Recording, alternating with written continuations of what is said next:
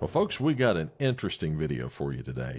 Or at least I think it's interesting. Rod thinks it's interesting too, I think. We're going to tell you a little bit about a treasure called the Beale Treasure.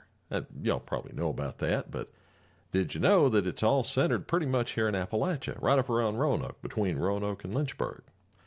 Rod, tell them a little bit more about this.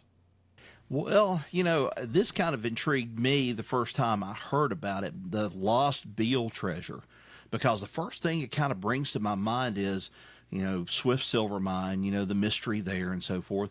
But it almost sounds like something out of a National Treasure movie almost with Nicolas Cage. Like it could be the next installment or something. But this Beale treasure, like Steve said, is somewhere between Roanoke and Lynchburg. It's in Bedford County, Virginia. And supposedly there is a cache of gold, silver, and jewels buried somewhere in Bedford County, and the estimate that it's allegedly worth $63 million in today's terms, okay? But what makes it even more fascinating is the fact, besides its value, is the mystery that surrounds this whole thing and whether or not it even exists in the first place. There are 3 ciphertexts that supposedly they reveal this location of this treasure, the contents of this treasure, and the names of the heirs that are supposed to get this treasure. But only one of those ciphers have been partially solved, mainly because they lost their Buck Rogers decoder ring. So they're not able to take that back.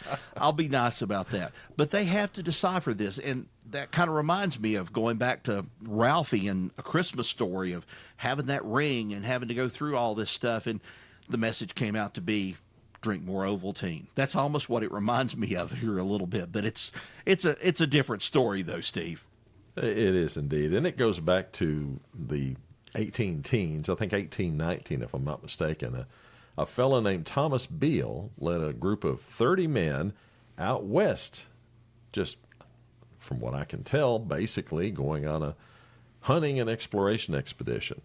What they ended up doing was shooting some, what do you call them, buffalo, bison? Bison, yeah. And then happened to stumble upon a vein of gold and silver somewhere in what was then Mexico, what is now New Mexico or Colorado.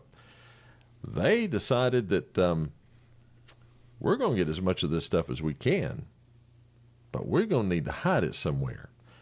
And apparently they didn't want to hide it out there. They decided that the best place to hide it would be to bring it back home to Virginia and put it in a secret location somewhere in Bedford County between Lynchburg and Roanoke as the best place. And as Rod said, they came up with a set of, 3 ciphers? Was that right, Rod? Ciphertext, yeah, ciphertext. Yeah. One of which told the nature of the treasure itself, one of which told where the location was, and the last one telling who the heirs would be of this treasure, just in case Mr. Beale and his men did not get back to get this treasure. What they did is they gave those ciphers inside a locked iron box to a man in Lynchburg. And let me go get his name because I want to make sure I get it right. Robert Morris was his name. He also left Mr. Morris with a letter that had instructions to not open the box unless Beale or any of those 30 men failed to contact him after 10 years.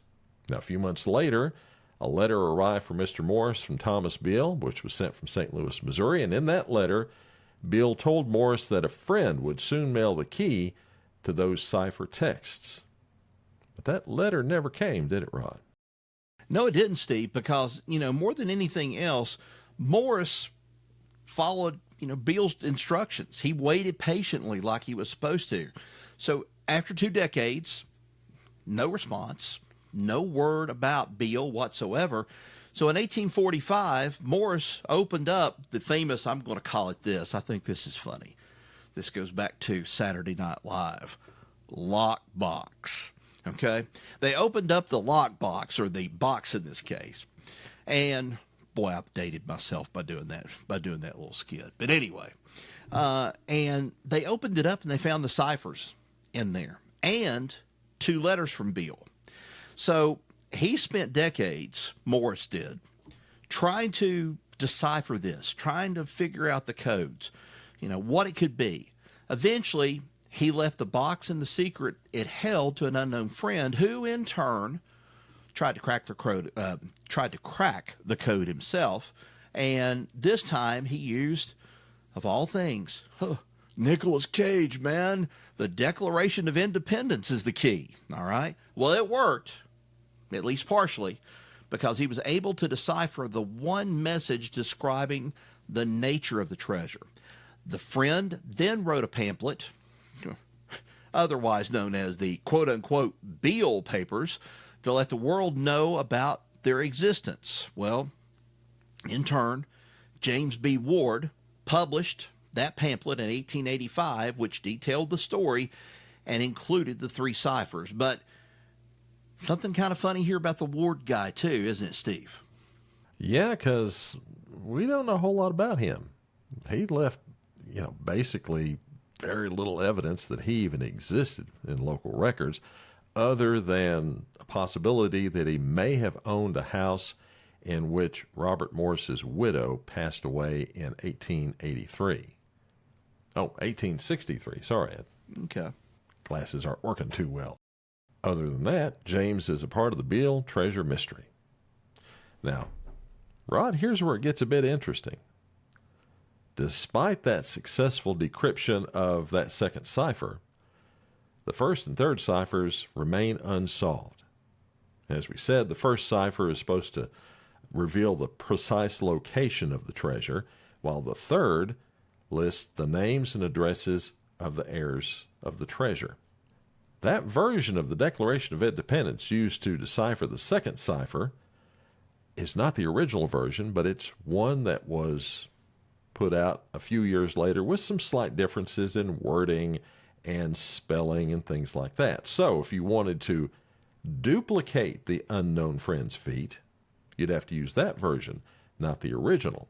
And before you ask this, they tried that on those other 2 ciphers and just got gibberish. So it did not work. But Rod, lots of folks have tried other ways to figure out how to crack those ciphers, haven't they? Yeah, they have. They've tried numerous ways of trying to crack the ciphers. But I'll tell you what, here in a minute, I'm going to probably throw this out at you. Steve mentioned something in there about, the Declaration of Independence and the use of the language and so forth. I want to read that specific part to you because, there's a part in there of where, this is 18 teens, as Steve said, but it's also one of those times of where we're kind of in a transition in America. We're in a transition between the Old English, I call it Old English, but that English, and then transforming over to what we know as English in America. Okay, so we'll explain that here in just a few minutes. But back to this whole thing about cracking the ciphers. They've used various methods, keys. Nobody has succeeded. This has led to a lot of speculation and theories. One of them is, well, you guessed it, it's a hoax. It's fake. Fake. Well, Beale and the treasure never existed. I don't know about that. But as we go on, others are convinced the treasure is real and still out there waiting to be discovered, like Swift's silver mine, which no one even knows if it existed or not. Okay, let's go on. Some researchers believe that the other 2 ciphers, though, might also use a book or document as a key. So despite trying numerous historical texts, no one has been able to decode them, decipher them, and this has only added even more to this mystery of the Beale treasure. And let's just remember one thing. People have scoured the area all over Bedford County. Metal detectors, digging countless holes, even using ground-penetrating radar in hopes of finding the buried fortune. But as of now, still haven't found anything, have they? They have not. And getting back to this hoax thing, part of the foundation that they put down for saying this could be a hoax is the fact that the language used in that cipher message that was decoded doesn't quite fit with the language used in 1819 and 1820. There are words there, according to some experts, that were not in use or had not been even devised in 1820, and spellings as well. So that's one of the reasons that they base the fact that they feel that it was a hoax. Despite that skepticism, as Rod said, there have been a whole lot of documented attempts to find this treasure, none of which have panned out. Professional cryptographers, treasure hunters, TV shows, they've all taken that challenge on, and they've all failed at it. So that makes this a pretty good little story. Don't you think, Rod?